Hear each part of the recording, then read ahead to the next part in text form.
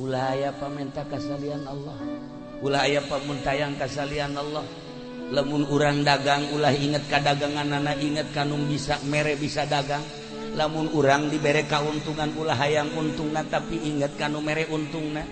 Lamun urang tani ulah inget kana pertanianana olah-olah nama tapi coba bere diri urang, bere hate urang, caangkeun hate urang teh wauhkeun ka nu mere pertanian jeung mere kasuburanana, wauhkeun ka Gusti Allah melalui dagang, wauhkeun ka Gusti Allah melalui tani, wauhkeun ka Gusti Allah melalui gawe, wauhkeun ka Gusti Allah melalui magahan ngaji.